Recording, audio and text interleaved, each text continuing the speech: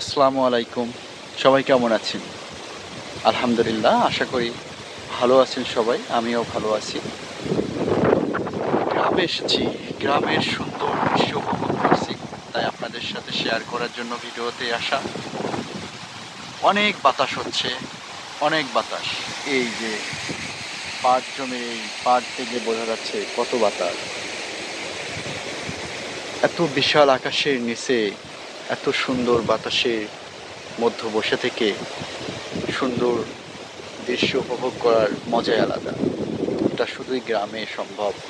আমার গ্রাম এমনিতেও অনেক সুন্দর, তারপরে আজকের বিকালটা আরও বেশি সুন্দর।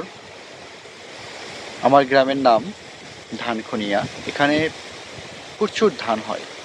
দুই সময়ে ধান হয়, একটা ইরি যেটা সব সময় ধান চাষের সময়, আর একটা আমন যেটাকে বলা হয় নবান্নের ধান।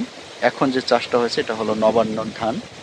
আর ইরি যে ধানটা বলা হয়, ইরি একটা ধানের প্রজাতির নাম যদিও, তো আমাদের দিকে ইরি নামে পরিচিত। ওই তো গাছ দেখা যাচ্ছে, ওটা নদীর তীর। এটা একটা নদীর তীর, আমাদের ছোট নদী।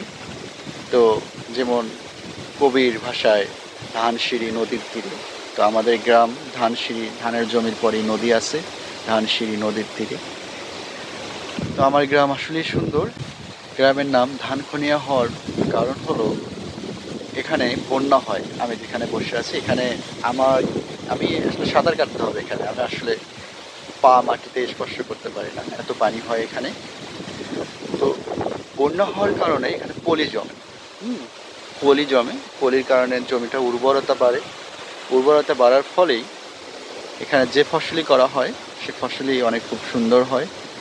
আমাদের এই গ্রামের জমিতে ধান হয়, আলু হয়, সরিষা হয়, আবার আর কি পাট হয়, কেউ কেউ গম করে, ভুট্টা করে ইত্যাদি। পেঁয়াজের চাষ হয়, আবার মুসুর ডালও চাষ হয়। একসময় এখানে শুনেছি আখ চাষ করতো, পান চাষও করতো কেউ কেউ। তো আমার ছোট গ্রামে আপনাদের সবাইকে আমন্ত্রণ রইল। ঘুরতে আসবেন, ভালো লাগবে। ভালো থাকবেন। আসসালামু আলাইকুম।